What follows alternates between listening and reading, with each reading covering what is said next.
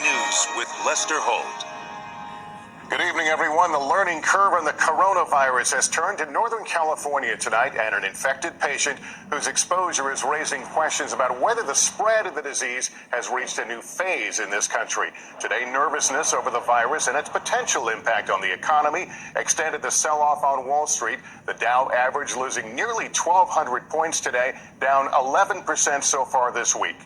Our team is in place to cover it all. Miguel Almaguer starting us off. And Miguel, what do we know about this patient? Well, Lester, good evening. The risk from that patient that's being treated here is said to be low, but doctors are so concerned because they still don't know how she got the virus. The CDC has said all along this is a rapidly evolving situation, and that is certainly the case tonight.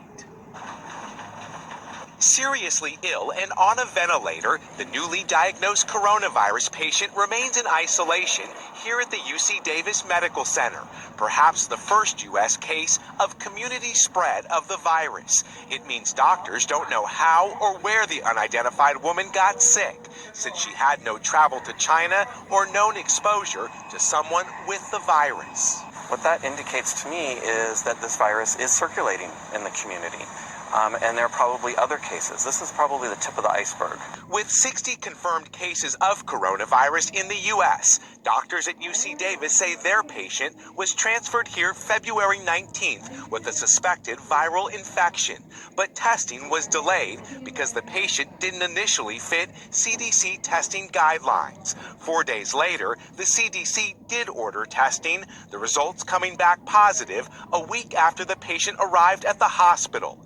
Now medical staff who came into contact with the patient have been told to self-quarantine. This case that we're discussing today marks a turning point. And as such, we're expanding our surveillance activities. As state and federal agencies work to broaden access to testing, doctors may never know how the patient at UC Davis Medical Center became ill. It comes amid a new whistleblower complaint from a federal employee alleging workers didn't receive adequate training or protective gear when they treated hundreds who were quarantined at nearby Travis Air Force Base, raising concerns those employees could have exposed the public when they left the base.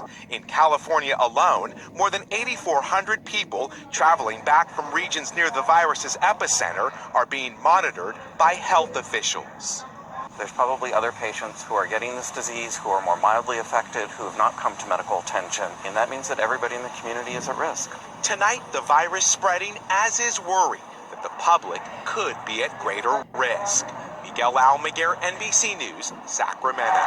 I'm Hallie Jackson. A dramatic